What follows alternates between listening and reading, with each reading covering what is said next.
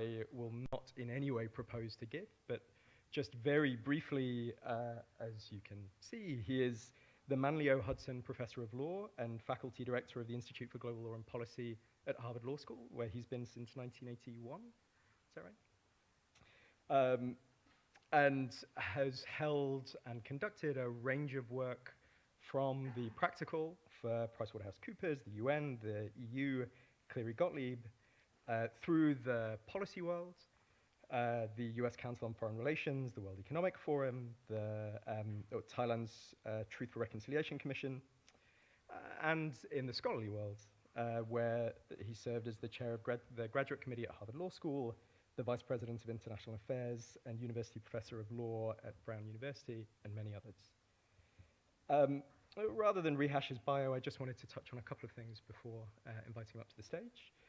The first is a couple of strands of his work that I think we'll hear some about today, where David has really challenged us to think about the dark sides of what we believe to be good things, from human rights in particular. The idea that things that seem to be dysfunctional are actually working exactly as they should do. And the idea that when we engage with these things that are functional or dysfunctional, we might want to think about our strategic engagement with them and our responsibility for them. Professor Kennedy also has a very long tradition of not just thinking about these in theory, but trying to turn them into a mode of praxis. So how do you get people to see, understand, and mainstream some heterodox ideas, important heterodox ideas, within really powerful orthodoxies, without simply taking up the comfortable position of the marginal gadfly within a field?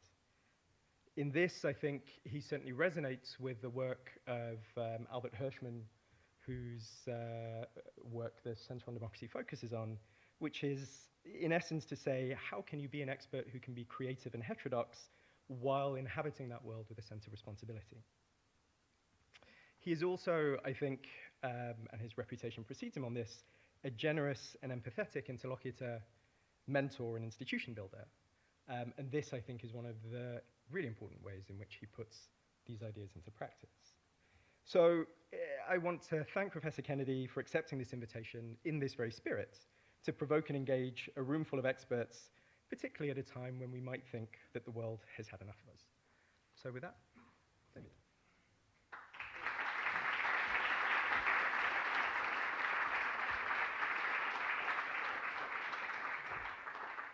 Deval, thanks very much for that really kind introduction, and thanks to the organizers for having me here. It's an honor and pleasure, actually, to be back here in Geneva.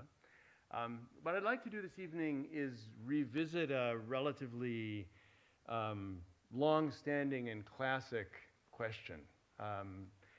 How should we understand law's role in contemporary global political and economic life? Big question. How do we understand law's role now? How do we understand law? What's going on in contemporary international and political life? That's my topic in a very general way.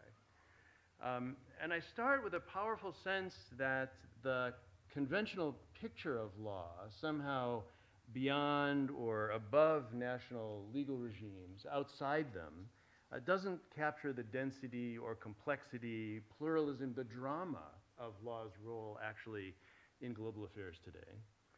But more than that, a sense that specialized disciplines, legal disciplines, international law, comparative law, international economic law, private international law, that we use to answer that question actually distort our understanding of it, narrow our sense for the law that's out there, overstate its coherence, obscure its malevolence, and its role in the astonishing persistence of injustice and inequality in the world today. So let me first start by putting my argument in brief. If a century ago, in 1918, we worried whether law was even possible outside the nation state, today the world is awash in legal norms and institutions, professional practices, frames of reference.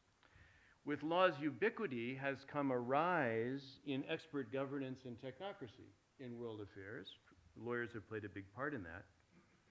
But the result hasn't been a legal system or a legal order, rather something much more chaotic and uncertain. and a place where the possibility of politics is the puzzle, not the possibility of law. Now, I think all that's a bit hard to get your mind around, in part because it comes as a challenge to our sense for the global order. And so I want to speak a little bit about that in the course of the evening. What we've called the post-war order, I think, was always mostly a dream, and it's a dream from which we're waking up. And as we do, I think we should focus on legal ideas in institutions and professional activities as tools and records of struggle rather than as bricks in an evolving system. But by doing so, I think there's an upside, which is it could be an antidote to the rather frustrating feeling that for all their defects, there just aren't any alternatives to our current political programs and institutional reforms. In fact, there are alternatives all around us, and attending to law and struggle might help us identify them. So that's the argument in brief, and now I'll take a half an hour to spell it out. So to think differently about law in the global affairs, I think the first habit that is worth encouraging is taking a break from dreams of order to focus on the dynamics of conflict and law's role in them. And this is going to be particularly hard for lawyers, I think, for whom the idea that it all adds up to a system and that law is all about order, the legal order, is a really serious professional deformation. I mean, we can't help imagining national legal arrangements as systems, the French legal system, Swiss legal system, American legal system, and we do that internationally as well. And with the system imaginary, there comes a kind of expectation of equilibrium. Conflict is the exception in a systematic system. And in equilibrium, we expect stability most of the time, and even a kind of equality. Now, when the social sciences start with conflict, it's pretty surprising. They start with a Hobbesian state of nature or the competitive market of Adam Smith or something, and then they work really hard to explain how things nevertheless turn out okay and well ordered, perhaps because there's a balance of power or because there's an invisible hand or something like that. And I think lawyers do something very similar. On the economic side, we're prone to think of trade the way we think about contract, as a bargain for exchange. Yes, unequal bargaining power might skew the results, but the legal system, we imagine, is oriented to bargain. On the political side, sovereigns are equal. That's the whole point of being a nation, of self-determination. Yes, we know that politics and geography and history and economics can skew things, but legally at least, the system is one of equal participation. And here I always think of all those flags lined up outside the UN in New York. I'm not sure if you have them here in Geneva, but it's a quite striking representation of that fantasy. This all makes it terribly difficult, I think, to understand how law is implicated in inequality and injustice, in the dynamics of hierarchy, the distribution of wealth and misery, and so on, because we imagine it implicated rather in system. There's a whole range in other fields, in political science, in economics, sociology, history, a whole group of heterodox scholars who have offered pictures of a system that reproduces inequality. It doesn't have it as its brief to sort things out in a well-ordered way. World systems theory, dependency theory, foregrounding colonialism or white supremacy across a wide range of times. These are all efforts to harness system thinking in a way that will explain the reproduction of hierarchy. And legal scholars often quite usefully borrow those images. They can be extremely helpful. My worry, though, is that when legal folks talk about the inequities of capitalism or colonialism, they invoke a system wrought elsewhere whose internal legal operations remain pretty obscure. And it's those operations I'm interested in having us understand more fully. To illuminate law's role in the great disparities of the world, we need to, therefore, I think, repress the professional impulse to imagine law as an order and the political economy of the world as a system. Maybe it is, maybe it isn't. It's just not helpful to start at that point. Political economic life is more fluid, more open to rearrangement, at least by some people. And if there is an order, it's hard to locate in a world where power and governance capability are ever more widely dispersed. I mean, this is a world where film stars and tycoons are as visible as statesmen. It's a world where national governments find themselves gridlocked and disempowered, vulnerable to faraway decisions that take them by surprise. The governments and states we think as being at the center of the system are left somehow prostrate by financial constraint. They find themselves dwarfed by commercial interests beholden to kleptocrats. It's also a world where the leading sectors are powered by tremendous global monopolies, while competition everywhere else among firms, regions, nations intensifies. And where the institutions that we thought were central to the management of all this seem particularly disempowered. The WTO, the IMF, the World Bank, the UN, the EU, they're all buffeted by economic forces, newly rising powers, and social media-empowered political turbulence. So who has an overview in this situation? Political actors today seem captured by private interest, but corporate managers and investors feel they're constrained by regulation, by their mandate, by the competition. Although national governments seem displaced by global institutions and commitments, when you go there, you hear about the pressures of member states in national politics.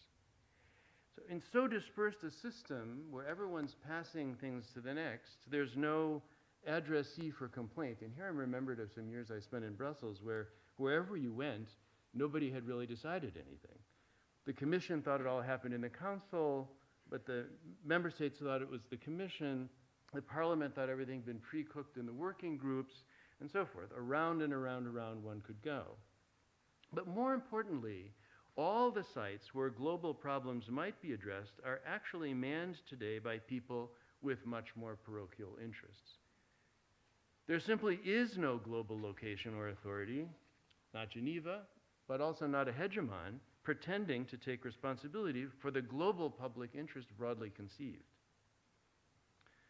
So we're waking up. But it's hard not to be nostalgic for the idea of a global order centered in the North Atlantic. In hindsight, it looks really good, even if we can see that it must have been too good to be true in some way. A dream which froze our imagination and stunted our powers of reinvention. It was still a comforting dream, and it won't be easy to wake up. Like any order we get used to, the post-war order seemed natural, stable. All those sovereigns exchanging courtesies in diplomatic routines and institutions, settled expectations about what leaders and media stars could say and do. At the same time, the global market moved resources to their most productive use as if by an invisible hand. And the dreamscape that was so ordered felt hard-won. The global market rescued from national protectionism, a legal order wrung from inter-sovereign competition. For political stability to replace war and great power conflict here in Europe particularly required enormous commitment and effort. And after all this effort, it seemed there was no going back. Going back could only mean returning to an unattractive state of nature, to World War II, to the economic catastrophes of the Great Depression, to colonialism, or to a world of religious wars.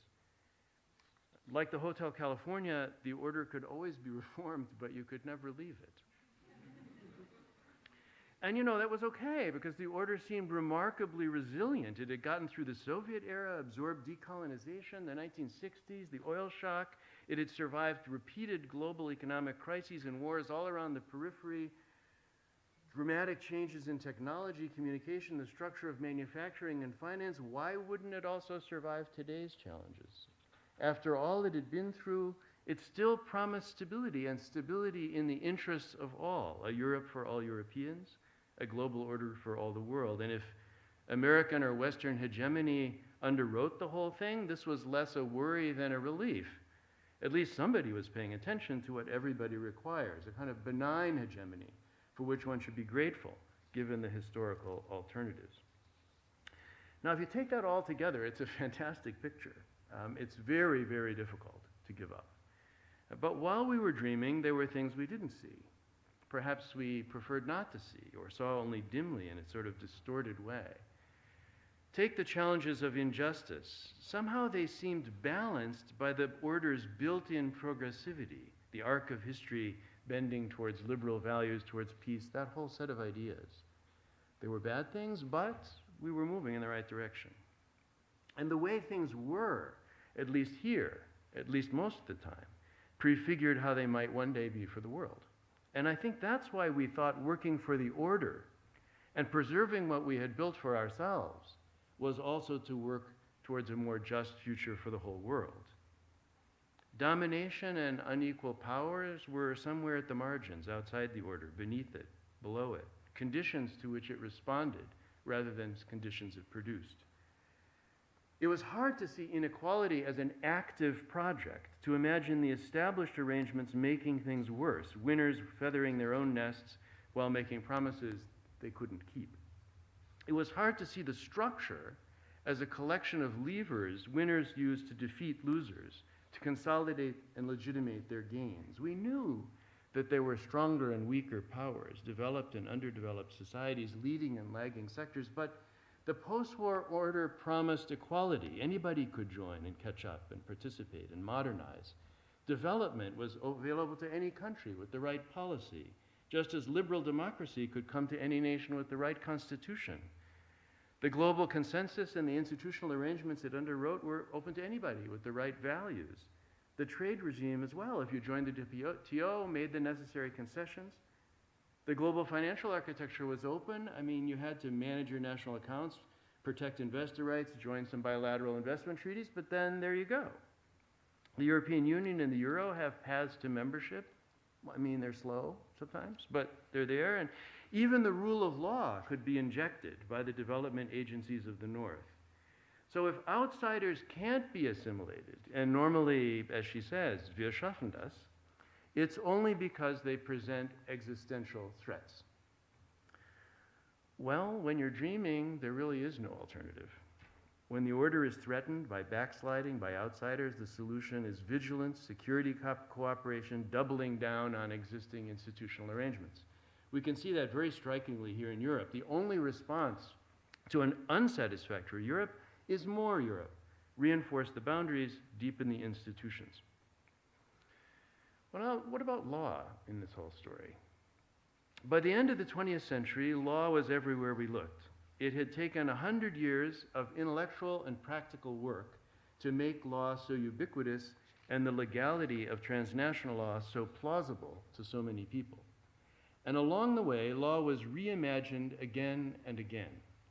The early 20th century notion of international law as a catalog of valid rules agreed by sovereigns, interpreted by jurists, got modified, augmented by a series of new ideas forged by people just trying to use law more effectively over 100 years' time. First, a move to principles and purposes. Where codified rules couldn't be settled, jurists could find solutions elsewhere in private law analogies, social observations about the nature of international society itself, deductions from the idea of sovereignty. And then a more sociological turn, less norms than modes of interaction, processes and procedures for handling claims, defining actors, understanding the normative implications of horizontal sovereign to sovereign activity. By middle of the last century, norms could be found in social life, in what were enforced as norms, interpreted as norms, what were persuasive as norms, in a kind of rough and tumble policy process underwritten by shared values. International rules, national laws, corporate norms, hard law, soft law, policies, principles, formal rules, informal practices, even explicitly non-binding arrangements could have legal consequences. And with the sociological turn came a more functional, problem-solving family of legal ideas. Law is what works in a new focus on substantive outcomes. The regulatory, administrative, and dispute settlement functions of government were redefined as activities that could be done anywhere. Cities do it, states do it, corporations do it, NGOs do it, even rock stars do it. And indeed, to solve global problems, you should become a norm entrepreneur. Repurpose your institution as a site of governance. Indeed, I think in our exuberant moments, we thought wherever two are gathered in its name, there is law, there is community, there is consensus. And maybe we thought law is anyway more symbol than substance, more thought than institution, a shared consciousness that could be shocked, a measuring rod for legitimacy, the expression of a universal civilization. Wow, that's a lot of intellectual innovation. And by century's end, we imagined global law in all these different ways, a kind of grab bag of diverse and often inconsistent ideas about what law is and how it functions, any one of which could be drawn on strategically. And we had lots of different pictures of the order that law had, or soon might, conjure up. A community with a consciousness, a set of networks with processes and interactions, a constituted whole, a global administrative space. And for all the diversity of approaches, we had the professional techniques, affirmed officially by the International Law Commission, to manage dissonance and fragmentation. So here also, a very fantastic image. Looking back, I think people credited law with so many magical powers, not only because it often did seem useful, but because they felt they had to. After all, it was Hans Kelsen who most eloquently asked us to recognize, to choose to recognize, that only the efficacy of the legal order underwrote the legal order. Therefore, we should choose, as a matter of professional faith, to see all that disaggregated economic and political activity as legal, law-abiding, law-creating. We'd had politics in the 20th century. We knew where that led, and what was needed was law. To see it, to affirm it, to believe it, was also to make it true. Now, as confidence ebbs in all these things, we can see the weaknesses of this legal vision as well. In dreams, one can imagine that conflicts and contradictions have been domesticated, turned into contending principles and interests to be balanced by inspired statesmen, or into disputes which might be settled by appropriate institutional machinery. Law contained all things and settled all things, expressing the commitments of an international community beyond which only outlaws, failed states, and historical throwbacks. But you know, dissonance didn't disappear. There's chaotic divergence within as much as without this order. And we dreamed of law as a kind of ersatz global sovereign or reassuring father, once a kind of problem solver and ethical lodestar. Law was a good thing, on the right side of things, solving problems, affirming values. I often ask my students at the very beginning of a class, how many people think international law is a good thing and there should be more of it, and how many people think it's not a good thing and there should be less of it? Monday, when I did that, it was 46-2. But they hadn't even studied it yet. So law protects the environment, resolves disputes, affirms human dignity, reduces the violence of war. But you know, in a world where it's nobody's job to attend to the world public interest, there's no reason to expect law to be so benevolent. A law become many things will be used in many ways. Will also comfort the environmental despoiler, protect private right from public power, heighten the intensity of disputes when all sides come to believe their cause is just. And as we wake up, we can see that law does have dark sides and itself might be part of the problem. People who want things to be unequal have long since located the levers to garner and protect their gains, have hired lawyers to find them, use them, to hide behind them. And from the periphery, whether that's Bangladesh or a forgotten region of England or Arkansas, the global game is much more difficult to play. And the legal arrangements are not your ally, they're the tools of your disempowerment. So almost 2 decades into the 21st century, we find ourselves beset by completely different worries. A worry about the possibility of politics at all in a technocratic world. Where is the opportunity to contest things, to participate in making winners and losers? What happened to sovereignty, to decentralization, local control, ownership of the decision that matters? Somehow an unbridgeable gap has arisen between a territorial politics and a global economy, a gap underwritten by law and the practices of elite managerialism in which law participates. And we've got worries about law, a worry about its coherence and the persistence of pluralism. Does it really all add up? Worries about its effectiveness.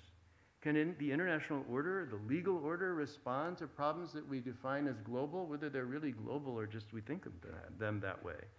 The solutions and reforms seem meager, apologetic promises. The whole international community, a kind of village of Potemkin remedies. Worries about law's role in things we deploy are also newly visible. Law is a strategic asset in war, lawfare. we can see that the great disparities do rest on legal arrangements which reinforce power dynamics, differences in bargaining patterns of honor and shame, deserving and undeserving. It's not surprising that the study of colonialism seems ever more useful, all of which fuels a worry about law's virtue. Human rights, development, humanitarianism, pursuing them keeps getting us in trouble in a world of unintended consequences and sharply divergent ethical visions. So addressing these 21st century worries is going to require some rethinking. And let me say a couple of things about what that might look like. A first step, and it's been suggested by what I've had to say up to now, is simply that we replace system with struggle, hence the title of the talk. I propose we think of international affairs as what happens when people everywhere engage one another with little backpacks of powers, entitlements, and vulnerabilities and just have at it. It's not that everybody's always fighting. Most struggles have already been won or lost, and you don't have to re-engage them. Winners can simply press the outcomes on losers as facts about the status of forces.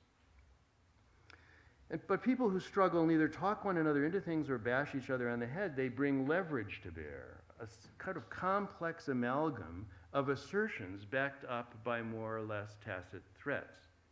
And law is great for this. Legal norms and procedures and institutions are tools of engagement and a vocabulary of assertion and dispute. From colonial governance to bilateral investment treaties, the arrangements allowing winners to consolidate gains and establish dynamics of inequality between centers and peripheries are legal. Then as now, legal institutions solidify the distribution of rents from global economic activity and consolidate the political authority of those committed to the stability of that outcome. And in all these ways, law and struggle are old friends. People trying to come to grips with all this have a tendency to focus not on law, but on power, the power behind the law, people who has the power, where does it reside, as if it were some kind of physical substance.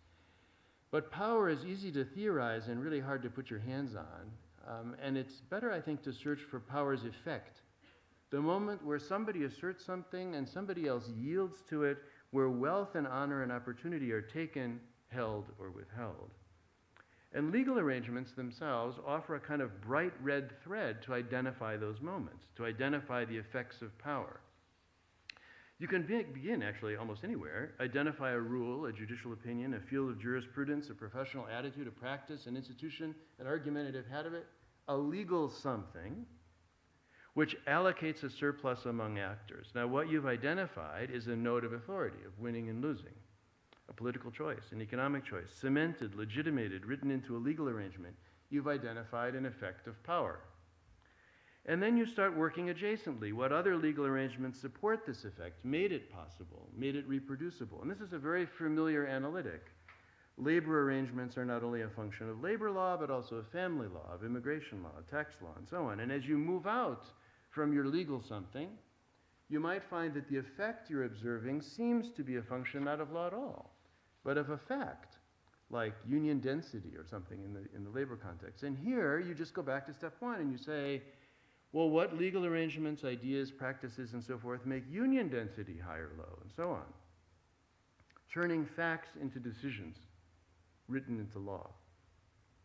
Now, although we're prone to imagine, for example, that gains from trade are distributed by social, political, or economic facts, like bargaining power, the relative productivity of factors, the competitiveness of actors, what we call bargaining power and competitiveness depend on legal and institutional arrangements that affect things like the costs of production, barriers to entry, the structure of traded industries, the relative power of labor and capital, and so on. If you follow this logic, slowly you will have produced a global map of the effects of power, and there's no special trick to taking all that global. The global is just another local, entangled with all the others, and there's nothing unique here about international law or international economic law or international private law. Faraway local rules, corporate practice, urban governance, informal habits may be equally represented on the map. It's a map of power, not of a system. A global supply chain could be mapped just as easily as a child custody practice. The fact that affects local labor arrangements beyond union density might be a war in some foreign country, a national military budget. Okay, then what legal things support that, enable that, legitimate that? Maps like this illuminate law's role in global political economy, consolidating and bearing witness to domination, victory, and defeat. Starting here, it's easy to see trade more as hierarchy than bargain. World politics as domination more than a system of sovereign equality. And global political life as struggle, conflict embedded in legal arrangements until it sinks from sight and can be reimagined as equilibrium, peace, or simply as a fact. So that's the proposal. Now, none of this will be new to those for whom the world was always more struggle than system. To people who never shared the dream, whose problems weren't addressed, whose conflicts were not being managed, who always saw the global order reinforcing inequality and consolidating their vulnerability. But the interesting thing is that nor will it be new to the strategic actors right at the center of things. Multinationals readily assess such things to lobby for rules which will consolidate their market power and close out their rivals. Teams of lawyers work to identify levers to place income here and losses there, and we teach them how to do it. If we can learn to see systemic regularities the way they once appeared to the strategic actors who established them, as opportunities for gain or moments of vulnerability, as victories or defeats, we'll avoid the tendency to canonize the institutions we have as order itself. I mean, after all, people struggle over all these things because they can be assembled in lots of different ways. I mean, a couple of examples it's easy to forget. The international financial institutions started off supporting capital controls and import substitution before they became the voice of free movement and austerity. The human rights movement, led by Amnesty International, started off, as their name implied, favoring amnesty before it embraced criminal justice as the first response to deviations from purportedly global standards. Although the EU has always been a kind of ordo-liberal affair of free movement, the how, the space for local arrangements, the meaning and strategy of social policy has shifted wildly. So we might get better, I think, at identifying and pursuing alternatives were we to re-inhabit these moments with a sense for the struggle under which they're formed. A map of law's role in domination and distribution would illuminate the way that regimes which seem impartial, even benevolent, participate in making an unequal and unjust world. The legal institutions of the European Union, the financial hegemony of London and Frankfurt, for example, which allow monetary union to become a recipe for debt bondage. Just as the European Court of Justice interprets free movement for the periphery and social protection at the center in ways which become an engine for relative wealth and stagnation. Well, some open questions, and then I'll finish. There's a lot we don't get about the way knowledge becomes power in our world and the way in which power is exercised, but let me offer some preliminary hypotheses which we might study further. A first observation would be that the legal material people bring to bear in all this work is more loose argot than tight analytic, full of tensions and contradictions. Struggling for gain, people deploy a mashup of argument fragments, rules of thumb, legal notions loosely tethered to observations from economics, political science, sociology, and so on. The interesting point is how a hodgepodge of human knowledge hangs together as a practice of power. How contradictory and inconclusive knowledge limits our governance culture. And here there's a lot we still don't understand. How does a governance vocabulary, which seems so loose, able to take anything and everything into account, both miss so much and seem so decisive? A lot depends, I think, on what's taken for granted. Ideas like the world is flat, which make it unlikely that somebody's like going to try to sail around it or something. A lot depends on what's actively unknown by those who rule, framed out as insignificant or uninteresting in the way that makes some lives matter and the sacrifice of many others a kind of unfortunate fact. Although we know these framing notions are important, we rarely study them head on, although we could. I think a lot rides also on things you learn very early on can't be said in polite company, on the boundaries of public reason. These days, for example, you can't say God has authorized your victory any more than you can simply take something by brute force. You've got to have a reason, a principle, a reason of entitlement, an appeal to the universal.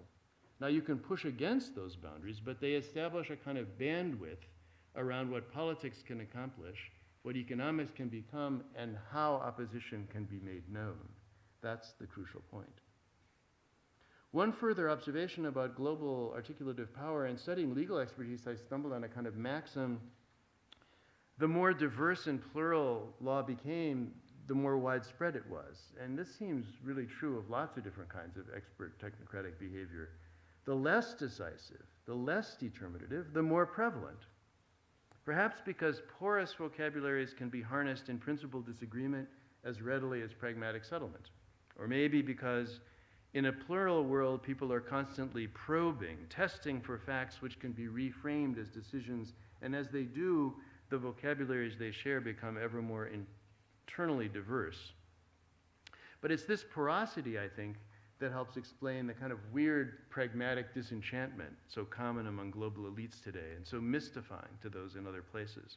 A kind of disbelief in all the details anchored by faith in the virtue and objectivity of the vocabulary and practice as a whole.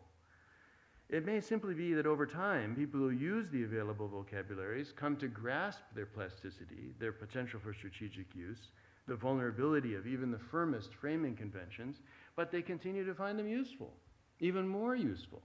And the result is a kind of doubled sensibility, at once believing and strategizing, which makes it easy to speak truth to power in the morning and make a deal with them in the afternoon.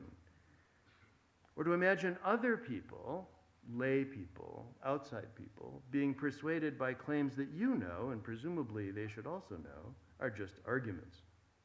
Well, it'd be really interesting to know a lot more about this, about the distribution of certainty and doubt, of strategic flexibility and persistence in a world of struggle. If jaded sophistication varied with distance from the commanding heights, for example, that would be a hypothesis, that would be really interesting to know. And one often does hear that people far from power are more gullible to its claims than those at the center of things. But I'm not certain about that. One finds dogmatists in the corridors of power and people on the receiving end who appreciate the plasticity of forces to which they also yield. It may just be that the hoi polloi are jaded and sophisticated in a different way. Well, finally, what can all this tell us about changing the world, which I guess one might want to do? It's frustrating when the center claims already to have taken everything into account. It leaves very little room for people who want to change things. Even the emancipatory promises of social movements, feminism, human rights, are routinely turned into governance projects of their own. So if you want to change things, what can you can try to go back to sovereignty, back to local control, back to the politics you remember, Brexit, perhaps. But there is no Brexit. There's only an endless negotiation of 1,000 technical questions. And it can seem that we have only the current arrangements or the power of no, of religion in a secular world, of nationalism, tribalism, and racism against the cosmopolitan order. It's certainly true that the room for national initiative and experimentation has been eroded by large and small changes in our institutional arrangements globally. Laws enabling free movement of goods and services have made territorial regulation more difficult. The erosion of the tax base has bound sovereigns in service to global investors. But these things aren't inevitable. They were made. They were victories over alternatives. Indeed, every time there was struggle, there were alternatives, not just between modest reformism of elite management and outsider agitation, but alternative voices within what came to feel like an unchanging order. And I think one of the tragedies of our current situation is a collective amnesia about the very real alternatives lying all around us, an entire history of heterodox analyses, proposals, and real-life experiences. Because where money, credit, labor, and capital, political power, and right have been legally constructed, there was a moment when they could have been constructed differently. And had they been, the legal boundaries between economics and politics, or between public and private actors, might be different. And then that would seem normal. I mean, it's not that we lack the ability to rearrange distribution when we want to. The machinery to link the dispossessed productively to companies and nations who benefit from global markets, mobilities, and technologies is not mysterious. Those who've ensured their disconnection know exactly how it could have been done. And just as we could disperse sites for political engagement and link economic actors to communities, we could reshuffle legal arrangements to mitigate these dualist and unequal dynamics. I'm not saying rearranging things would be easy. We'd need to be savvy and strategic. People will resist. Changing the world is not done by system and order, though. It requires struggle. struggle on the terrain where inequality is established and maintained. And to engage, we're going to need to sharpen our tools and navigate by new maps. It's not a matter of outsider populism or detached academic reflection. It's a matter, in Max Weber's words, of strong, slow drilling through hard boards in the institutional arrangements and vocabularies of modern expert rule. So let's get started. Thank you very much.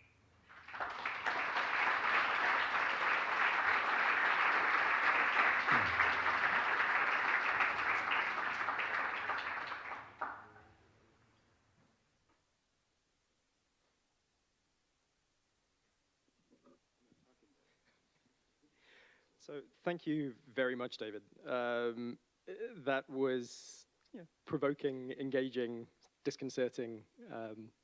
I think all of the funny, sometimes all of the emotions I think you try and provoke in audiences. And actually, given your analysis of law, now might be a good time to mention that the Albert Hirschman Center is going to be running a speaker series this year on dismantling the rule of law, looking at both law and civil lawfare in different regions of the world. So I think picking up on some of the themes that you've mentioned. We'll open it up to the floor for questions, of which there are already a couple. And then, yeah, should we take a round of 3 or so? And then let's, do we have a microphone? Yeah, so let's start. I see 2 over there, and then 1 here. Hello, very nice to hear your opinions and a bit different perspective. I'm a human rights lawyer and worked in the field at the UN as well, more of a practitioner side. And we see that many things collapsing, and even probably you noticed that High Commissioner Zaid, he was saying, sometimes he was saying, are we all gone insane, to the point that he was that frustrated with the system and the way things are going on. My question is about President Trump. What's your opinion about the accusations that he's trying to rearrange President Trump? Oh, sorry. Just to say, what's your opinion that he's trying to rearrange international public order, and what do you think if he gets impeached and when his term finished? Can we just do something to fix the errors made throughout those 4 years? Thank you. Thank you, Professor Kennedy, for your insightful comments. I'm a master's student here in the Institute, and I have 2 questions for you. The first is that you mentioned lawfare. Law has been constantly being used as a tool for the unprivileged people as a cause for action. But it seems that in many of the occasions, they're always on the law side, because the other side, for example, in the struggle between multinationals and laborers, the laborers always find themselves in a disadvantaged side, even though these days we have labor protection clause in the OECD levels, in FTAs, in international trade law. But as we can see, the global labor conditions are in decaying. Do you think that it is commonplace that in the struggle of lawfare, the people like those laborers, the unprivileged people, they always tend to lose, and whether that would increase their dismay and dissatisfaction of law and force them to go to the street, as was the case with Gandhi, Castro, and Lenin. And the second is that you mentioned sovereignty. Do you agree that the promise of sovereignty and the consensus was a major appeal for the communist states and third world states to join in the world system, a system of international law in the first place after World War II? But as we can see in recent years, many states or even corporations or unrepresented international organizations, they tend to resort to unilateralism to make law, whether formal or informal. Agendas are pushing which do not address everybody's concerns. What do you think that would affect the life trajectory of international law, especially the attitudes of the people and the third world states who find themselves cannot control the agenda setting? Thank you.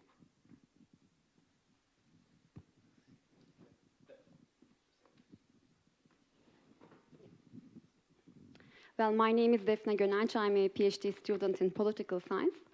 Well, litigation, the area of the legal area, is constantly producing winners and losers. But we are at a stage that we really don't need any more losers because particularly in the global south, the streets are full of losers. So how can we actually promote a transformation of the legal area to be more cooperative and more towards building trust rather than building winners or losers? So we have a couple of questions, one on Trump and then two around the general theme of hierarchy, to which I'm going to borrow the moderator's privilege very briefly and add violence. So the talk, the book is I won't be enacting it, but your talk and your book are quite bloodless in a quite clear and I think deliberate sense, in that violence is distant, pretty diffuse, it's threatening, and it's against that specter of distant violence that politics by justification, politics by argument occurs. Is there a story in which violence can become a little bit more proximate and destabilize the styles of politics that you're talking about, politics by anger, politics by spirituality, or is the proximity of violence always a function of law? Well, okay, those are all easy. I thought you guys were going to have hard questions. What about Trump and the international order? So it's kind of too bad about Trump that he turned out to be such a nutcase, because he is part of a thing that's much larger than he is, and is riding a set of observations and considerations, certainly in American political life, and I don't think only in American political life, that I wish had another spokesman and a different political valence. But the general American retrenchment, the exhaustion after 15 years of failed military excursions, the sense of not having attended to internal inequalities, the idea that Europeans have health care and we have battleships, something's not right. So there's all that stuff. It was there. It was also there in the Obama administration in great measure. And so in part, he's riding in his own strange way a set of observations about the pieties of the old diplomatic routines and so on and so forth, that it's pretty good to have punctured.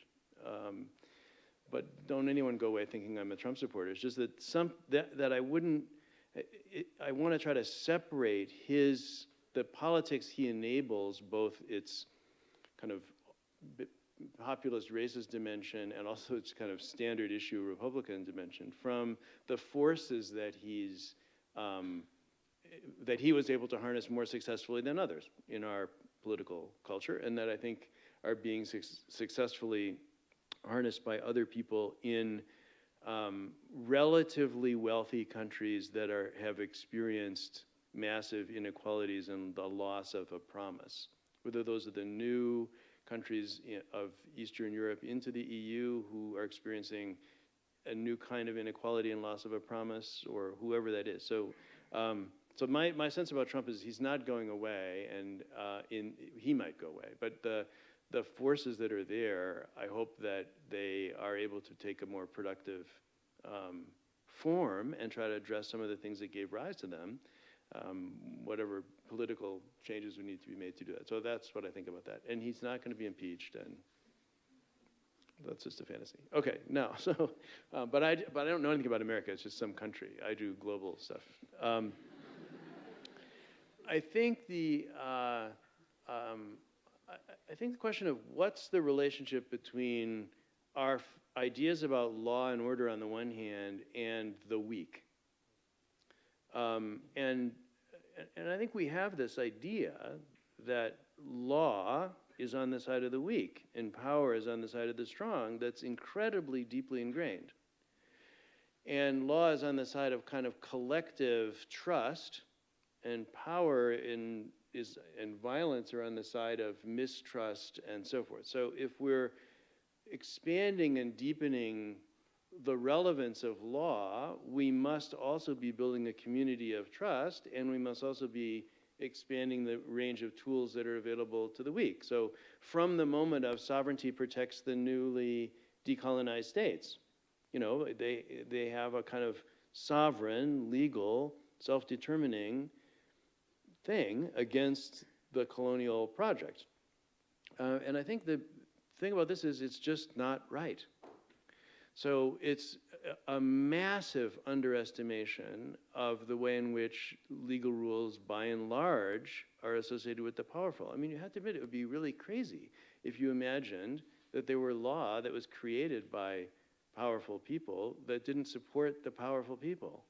I mean, like, what kind of fantasy would that be? How could there possibly be a set of legal regimes in which the powerful people wouldn't have set it up so that they could retain and legitimate their power?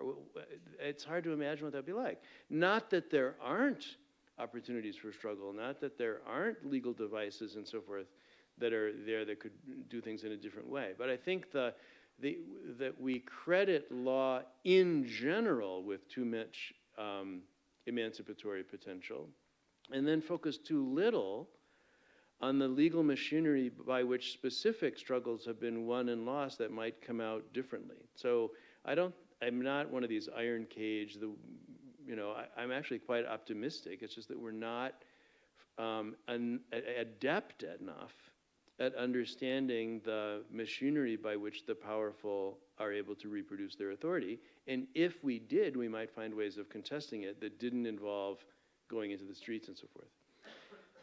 That said, I mean, so, having been a corporate lawyer, I know how aggressively they are looking for every possible thing all the time. That's what that's what they're doing. So we could do that too. Other people could do that too. That said, there's a whole literature about how the use of law to build an alternative that is not the one that the powerful want to keep with that general idea of winners, has almost always had to hook up with some kind of social movement and some kind of other practice and can't be done by law alone. It's just that we're not helping that if we who are in law are exaggerating the systemic benevolence of law that keeps us from providing knowledge about the internal multiplicity of the oppressive system. And it does have lots of internal multiplicity, and it could be arranged in a more just way. So that's my thought about that. Violence. Well, so the reason there's not a lot of violence in the book that you're talking about, there was a book that had the title sort of like this, which is what he's talking about. There was another book just before that that was all about war. So I actually think we exaggerate the distinctiveness of violence. So that's not just a, Galtung structural violence idea, although that was very influential to me then. I think the word coercion does a lot more work for me. Yeah, there is the physical blowing up of bodies, but there's also the not giving people health care that kills those bodies. So I think we really kind of exoticize the coercive element in an unjust order when we try to place it on violence. And if you think about law's relationship to violence, it's all over violence. So if you take war as the thing. So I use the word lawfare not in the sense of people using law in all kinds of struggles, which I think was what the questioner was using it to mean. And I think that's a particularly good way to think about it, actually. But there is this term in military law and in strategic thinking today where called lawfare, which has different meanings for different constituencies, but the basic idea is using law to achieve an objective that you could achieve with a bomb. So you have a kinetic kind of strategy, but then you also have a legal kind of strategy to condition the battlefield and so on and so forth. And so the routine harnessing of law to the precision of the instrument of war, I think we notice when we're focusing on the swords into plowshares idea, the way in which all of the law in war and about war is about making more precise for certain kinds of players the machinery of state-sanctioned violence. Is that enough about that? More questions? I could just keep talking, but I've talked a long time already.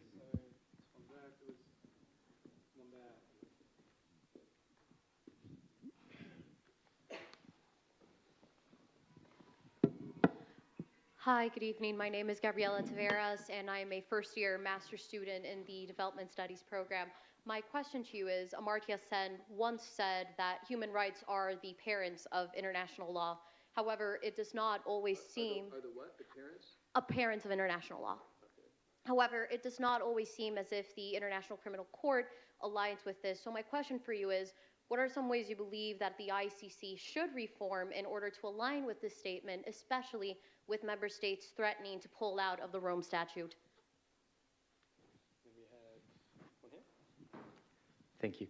Tommaso Soave, Graduate Institute. One of the reactions, common reactions that many have, including many progressives, to the claim that one should replace order with struggle, one should dislodge the systematicity of the injustice is, thank you, we know that. We know that the system is more complex, there is more at work than the mere smooth surface of the law. They, in a sense, they feign ignorance up to a point, and then when you tackle them, they say, thank you, we already know, and then they go on as if nothing had changed, the comment just slipped by. So why do you think is so, and how would you respond to this counter argument that one often gets?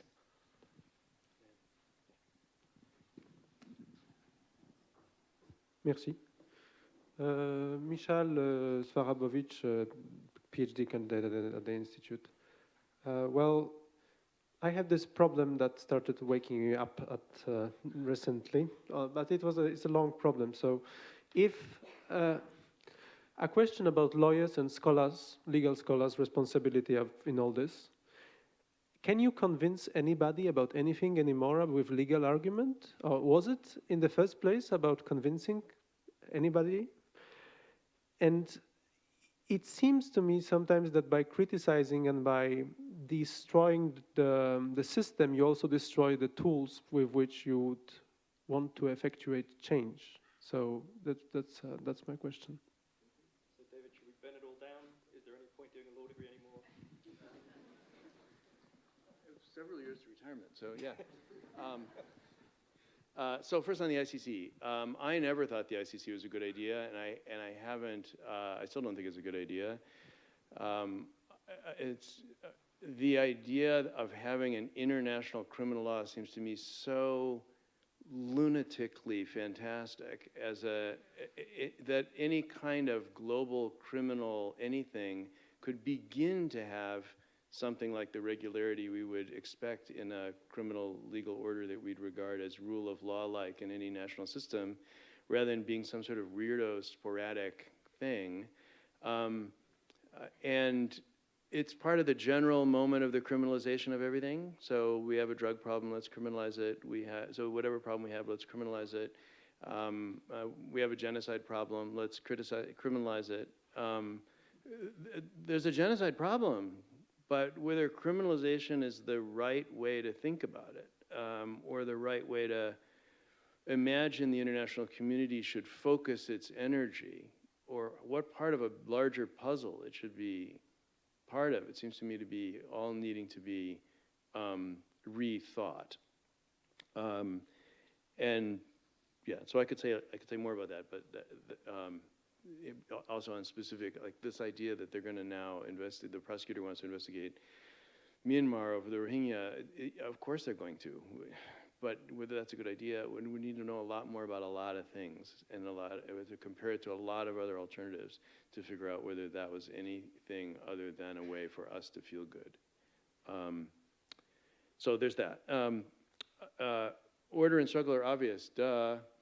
I think there are things that can be heard sometimes in some places in different ways. So it is true that an aspect of elite consciousness that I've been puzzling over my whole life is that they believe it and they don't believe it. So I mean, one way to think about this is if you ask a corporate person, geez, I teach international law, what do you think's going on? How's it work? They talk about the international system and order, and if you say, well, by the way, before I leave, what are you guys up to? What's your strategy? It's all struggle. There's no system. They're instrumentalizing this rule and that rule and the other rule, this place and that place and the other place. So they have this kind of doubled mentality. And it's so striking among the Davos crowd but it's not that striking. And this is a distribution of doubled thinking, and among many progressives for some reason, who really do have the idea, if I stop thinking it's order, then it won't be an order, and then I won't have the tools, and then I won't be able to do anything, and the whole thing will fall apart. I think there's no chance it will all fall apart, because the whole thing is organized around supporting the people who are the winners to continue to activate their winnings, and they're completely into it. So I don't think it doesn't depend on our use, so that's not where the stability of the thing comes from. So my worry is more that things are too sustainable, not that they're not sustainable enough. And so I guess the question that I had for myself professionally in raising this issue of struggle and order and putting that at the foreground of an intellectual project now is an intuition that among young aspiring elites who want to rule the world, in this moment, there is enough uncertainty that maybe that could be heard in a different way, and that the search for alternatives which aren't just going into the streets and need to be more creative than doubling down on the ICC or on the human rights movement or whatever, that need to be more implicated in the machinery of economic disempowerment, and not through economic and social rights, but through getting in there where the sausage is made in some way, that would now be able to be heard. So the fact that I don't think I've said anything in my whole life that wasn't said by somebody 500 years ago, and probably by 3 monkeys with a typewriter in China. So that's not how it works. It works by trying to articulate something in a way that feels resonant to the moment and might, through a variety of things, create the experience that something different could be done. And if you're privileged enough to be able to have a podium to try to do that, then it's a theatrical, strategic, kind of pedagogic, intellectual challenge to figure out how can you make change seem necessary, possible, intoxicating, and a personal responsibility. So, that's the idea. Are we going to mess with the tools? I think I already touched on that. I think some of these tools we ought to mess with. Like, thinking that the shovel would hit the nail, this is just a mistake. For a nail, you need a hammer, so not a shovel. So that idea, we canonized our tools as if they were all we had to hang on to, and they didn't work, obviously. Not that they didn't produce many good things for many people, but in general, they've been more a part of keeping us busy than a part of reforming the world, as I assess it. Now, you might disagree with that assessment. People who are in the field have been working and seen wonderful results would differ in that assessment. But I'm saying as a global perspective, it would be useful to have some people who are willing to start thinking again about heterodox ideas which we dismissed or were defeated along the way, and seeing whether or not they might not also provide tools.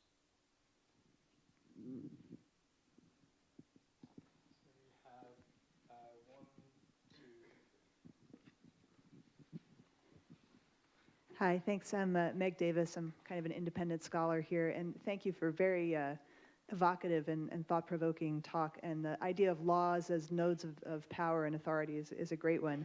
I guess what I'm struggling with is that while the international legal order is crumbling and everyone at the Palais Wilson is really depressed, and the ICC is stalled out and it's all coming apart, et cetera. At the same time, I think, at least I'm seeing, and maybe it's just who I happen to be in touch with, this revival of passion and activity in India and in Eastern Africa and lots of other places far from Geneva, where young human rights lawyers are, kind of running with the idea that they could actually hold leaders accountable in lots of ways. In India, we just had this law overturned yesterday, decriminalizing same-sex sexuality, and new constitution in Nepal encoding economic and social rights. So how do we make sense of this trend that sort of seems to counter the idea that the whole thing is coming apart at the seams?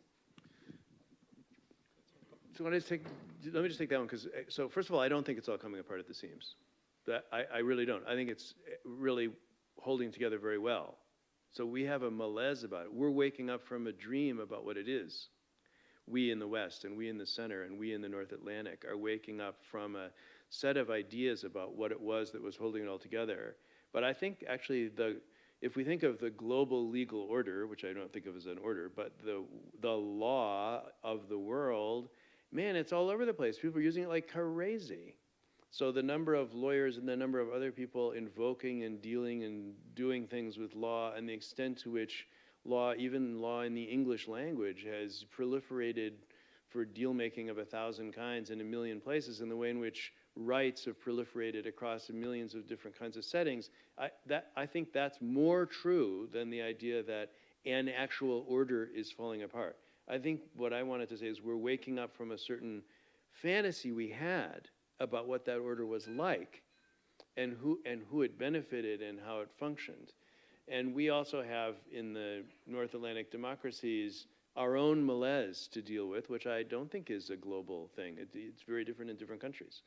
And so I'm speaking more in relation to that. So, and people are going to run around using all of these tools for a long time doing really good things. So, of course, people are going to go running around coming up with contracts that protect them when they're the weaker party, long after we've understood that unequal bargaining power means contract is mainly a device for consolidating monopolies and, you know, reducing the place where competition in a global value chain can happen to the periphery. So, of course, and so that's going to be true of human rights too. So, I don't want to be suggesting that, you know, my own view is human rights is over as a global emancipatory vocabulary. It's, you know, that's that. That was that. It was interesting. However, 100 years from now, people are still going to be using it and developing institutions and running all around. So, you know, we have to have a kind of sense of the temporal and global complexity by which these things unfold, and a sense of where to put the energy that one particularly has in doing good work, right? So, and I would answer it more like that. It's more of a perspective and a question about where to try to put your own energies, and I'm proposing that more of us put our energies to trying to unravel the way in which winners win than in doubling down on the few tools we've had for the last little while to give to losers. Thanks, Professor. I'm Robert Anderson. I've been with the World Trade Organization for the last 20 years, previously the Government of Canada. And your thesis is fascinating, and obviously, you know, there's a lot to support your thesis that's going on in the world right now. Nevertheless, I want to say, you know, even working where I do, I never remotely imagined that international arrangements like the WTO treaties would nullify or neutralize the passions of our member states, the disparate needs of different economies and societies. Never occurred to me, actually. And I think these international institutions are actually more of a necessary facility for mediating between countries than they are, you know, a dream of replacing the nation state or something like that. And so, respectfully, I'm actually really concerned that you, in your thesis, are underrating the importance for the world of these institutions and dare I say it, systems. It will not be good for the world and for the weaker members, the weaker countries and members of society if the world dissolves into protectionism, if global supply chains are shut down and so forth. This will be immensely disruptive. And I would ask you to reflect on that and let us know what you think about that. Thank you very much, sir.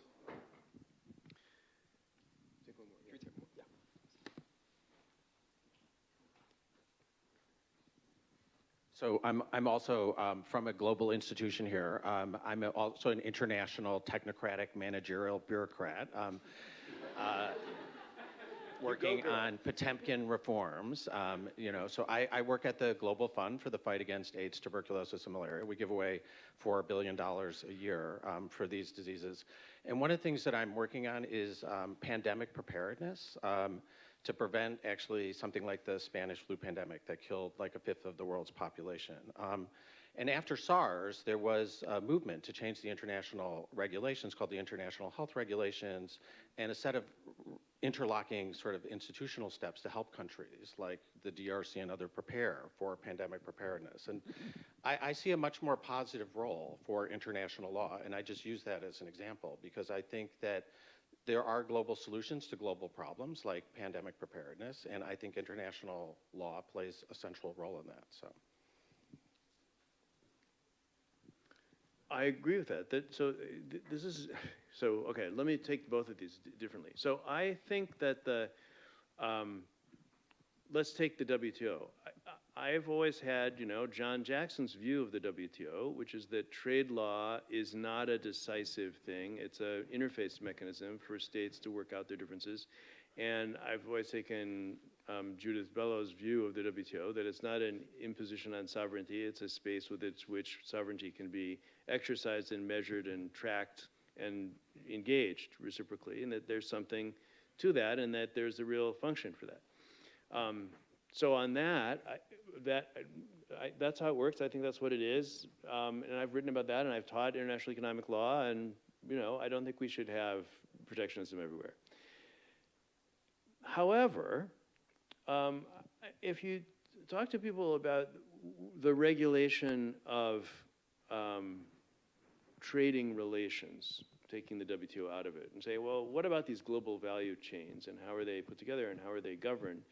There's a puzzling sense in which the loss of governance capacity by the nation state is really a problem, and not just in the third world, but particularly there. So you have these global supply chains, and you could say, how are they governed? Well, let's say they're governed by dominant firms. And what is the law that makes dominant firms dominant? The obvious example is intellectual property in the case of the value that's captured by somebody like Apple, but it'd be a lot of different things for a Walmart or Carrefour or whatever. And they then have all kinds of power in the chain. So they're operating in a non-competitive environment, relatively speaking, and all of their suppliers are operating in a often ruthlessly competitive environment, and the distribution of competition across the chain and the coordination difficulties of managing a chain are what keep the monopoly power in the governance seat.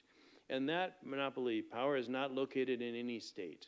Their money's in Ireland, and their taxing is in the Guernsey Islands and whatever. So the governance of this chain in important ways that affect the ability of any country to upgrade or any firm to upgrade just has nothing to do with the governments and their rules in relationship to one another. So if we wanted to actually make good on the development promise that a firm should strategize innovating or upgrading, or a nation should, as a development strategy, try to reposition itself in a global value chain, we would need to understand the rules by which that is so difficult to do, which would be a whole wide range of rules that disempower firms at the periphery and nations at the periphery from doing anything about that. Now, what happens when countries have the experience that that's going on? They seize some kinds of tools that they think are going to work. So Trump, tariffs, whatever. But it's impossible to tell what the impact in a complicated economy like ours is of the steel tariffs or whatever. All you can say is that if we keep having all of them, eventually a lot of people are going to be less well off. So there I'm kind of with the WTO on that. But the bigger governance question is, if we wanted to have an institution that was organized towards training people to figure out how to regulate trade, we would need to figure out how to regulate the global monopolies who actually are doing most of the regulation. So the WTO is focused on a series of mistakes that were made by governments back when they had the capacity to make those mistakes a long time ago, as if they are going to try to make them again. It's irrelevant to the actual regulation of commerce as that's experienced by most of the people who are immiserated by it. And so it's not that I don't see the WTO and those institutions as having a positive function in relationship to what they're doing. It's that when we mistake the WTO as for the international institution responsible for global trade and regulating trade, we're just making a big mistake. You remember the phase when people thought the WTO should regulate labor and the WTO should regulate the environment because they seemed to have power. They could do anything, even though they obviously weren't set up to do those things. This was a symptom of the error. And so it seems to me that where I want to put attention is not let's destroy the WTO, let's ignore the WTO for a moment. And let's try to figure out how winners and losers actually distribute gains in global supply chains, if that's the main way in which trade takes place right now, and where capacity is to try to change those. And, you know, international laws could be part of that, but we'd have to make it part of that. So, and I think that partly maybe answers this question about the global fund. So there, I think, of course, there are all kinds of areas in which having global standards and benchmarks and doing capacity building and training in order to get them to be promoted is helpful, and global health would be a classic example. So I would say you picked the hardest example for me to actually come back to. But I think, and you know, bravo, and I hope that we don't have another Spanish flu, and I'm willing to give you all the credit if I make it to 82 without that happening. But the problem of global health, as I see it, and the distribution of health is not the pandemic as the only thing. It's the quotidian maldistribution of health, which is a really different thing and touches on governance capacity and on the relationship between public and private in really different ways. So in ways that I don't see the World Health Organization or even many of the big philanthropic organizations dealing with. So, you know, there's the whole story of the philanthropic organizations displacing the national health organizations. Okay, maybe the governments are corrupt and hopeless and terrible at it, but nevertheless, so there's something that we're not focusing on when we're doing the thing of trying to have standards to deal with pandemics, and there's some governance capacities that we're not building, and I can see why if you were in Denmark, you'd want to fund people to stop a pandemic that was going to start in the Congo. It makes complete sense. But is that how we want to distribute the resources of problem solving? So, I mean, I get it that a pandemic is a global problem because we are all humans and we have bodies and everything, but it will fall on different people differently, and there are other kind of problems that fall in different ways. So it's more an argument like that, more an argument for trying to decenter the things that we've thought of as the markers of an international community's response to the problems of global justice without saying that they haven't been important and responsive to some things. Just saying there's a huge other picture out there in which people are being killed by lack of access to all kinds of things. So a lot of what happened around medicines and so forth after the AIDS crisis, I thought was great. WIPO was a big part of that in part. So, you know, there was a way in which different kinds of social mobilization created some different norms, some alternatives that were lying around in different ways of understanding licensing arrangements. That's the kind of thing I'm talking about. That's why I don't think this is a case where you need to go and become a terrorist organization. I think there are things you can do using legal machinery to try to reframe those balances of capacity.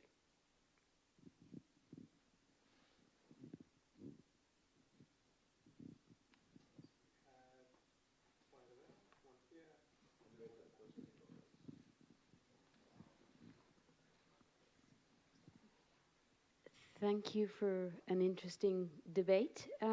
My question is kind of left field, and the question is the following. How do you think that artificial intelligence and deep machine learning will change law in a world of either power or struggle?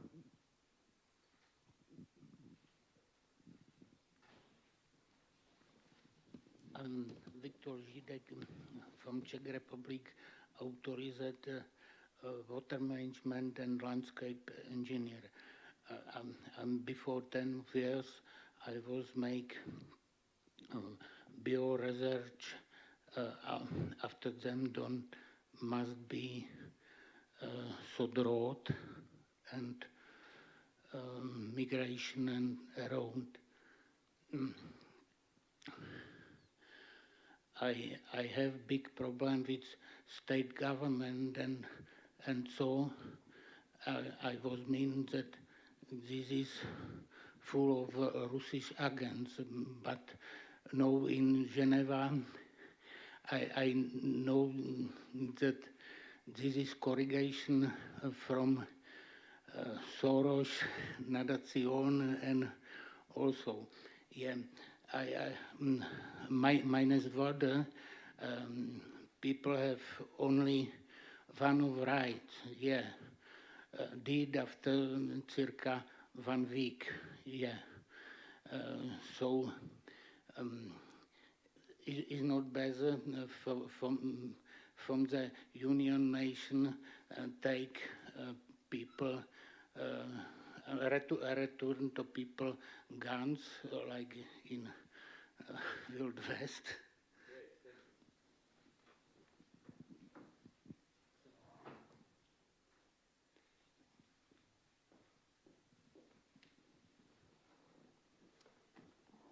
So, Pascal McDougall, doctoral candidate at Harvard Law School and currently affiliated with the Graduate Institute. So I was a bit surprised that you framed what you're criticizing or attacking as a dream that began in the post-war period. And I have a feeling that you might agree with me if I propose that what you're really attacking is a bit different in two ways. It starts way before the post-war period, and what we've had since the post-war period is not some unified, coherent ideology of liberal cosmopolitanism, so either as a regime or as a set of ideas, but is in fact much more chaotic and contested internally.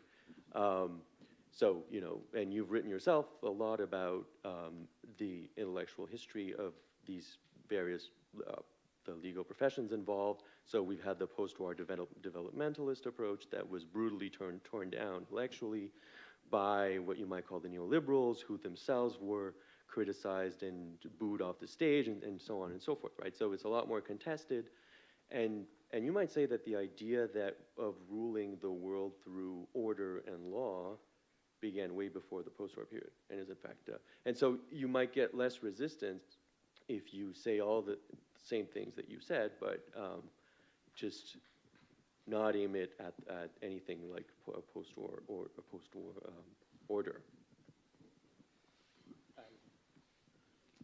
And then I might briefly actually just pick up on the artificial intelligence piece. Artificial or real, whichever.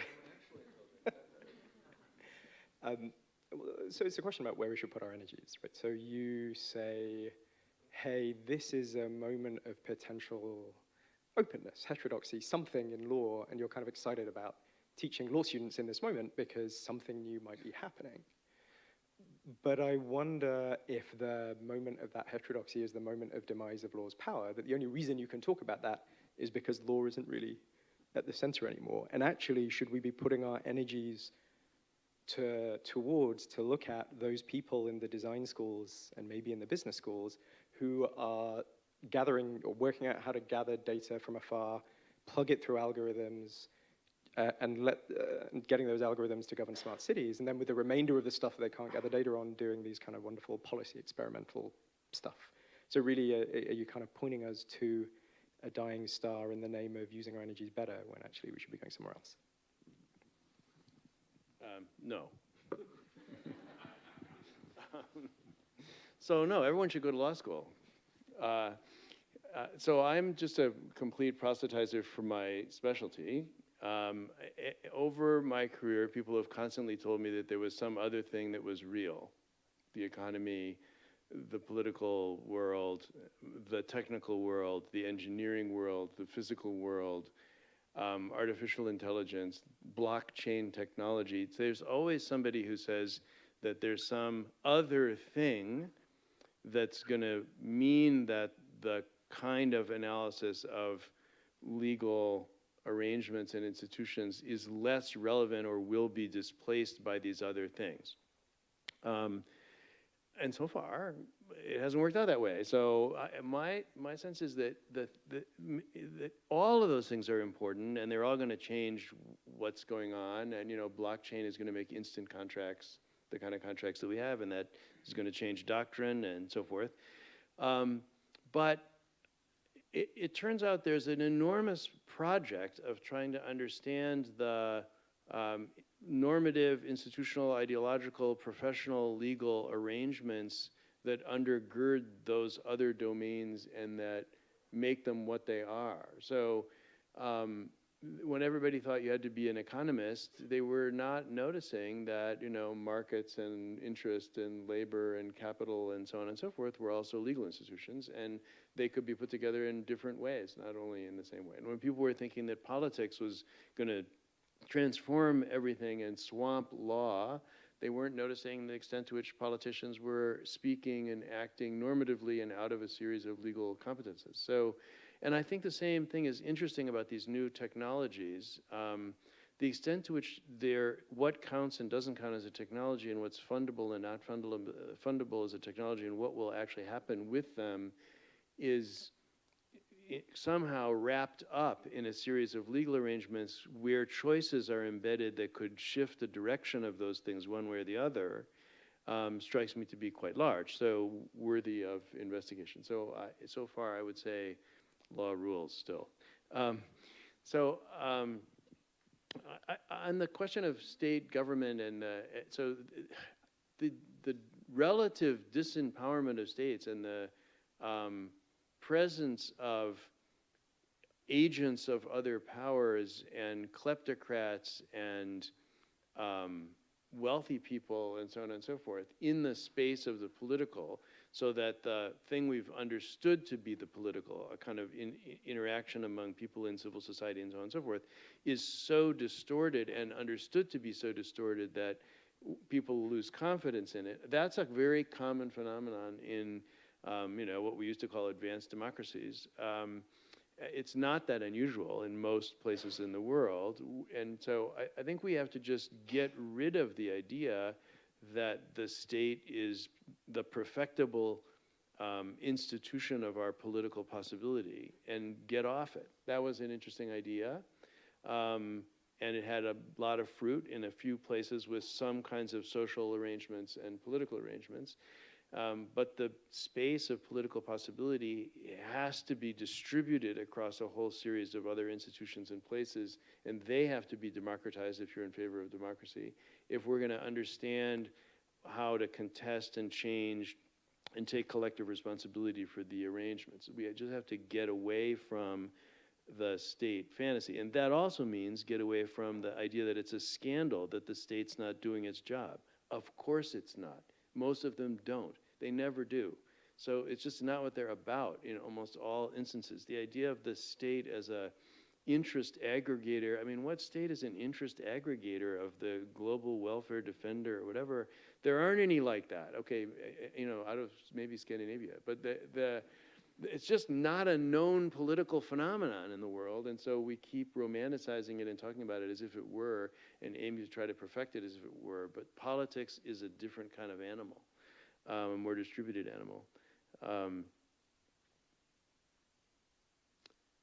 Well, the post-war thing, Pascal. So I think, yes, obviously yeah. So the part of my argument is that this whole thing we are now worried is teetering, and you hear in the commentariat a lot about there was a post-war order, the U.S. is backing out of it, it's really a problem, and there are all these institutions, many of them were founded at that moment, and people who were skeptical about them before Trump got skeptical about them suddenly found religion about them again. So it's a kind of a weird thing. So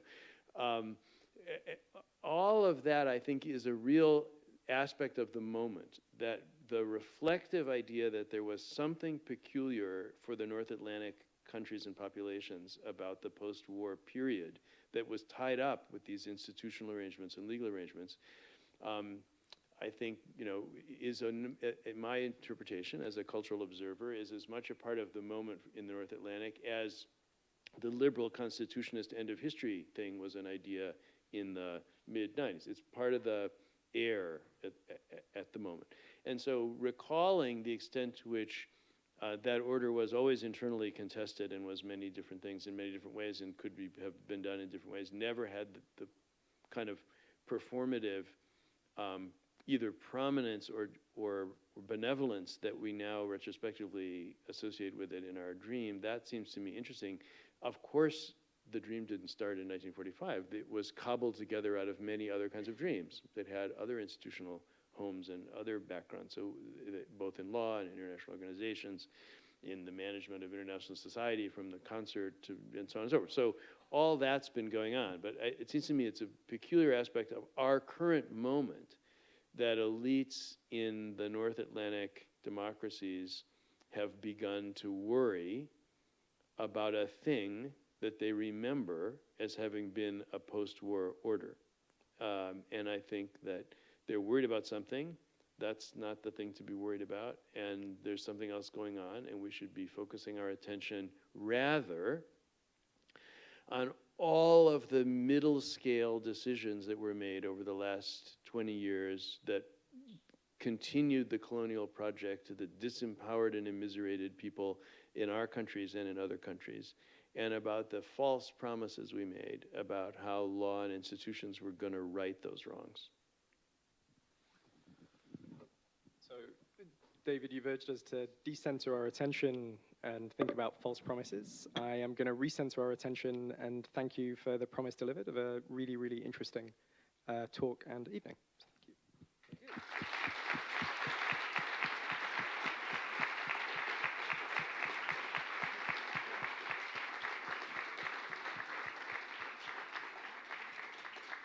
And for those of you interested in the promises that we've made to ourselves over the last 20 years on the rule of law, we have the speaker series on dismantling the rule of law that I mentioned, for which there are flyers at the back.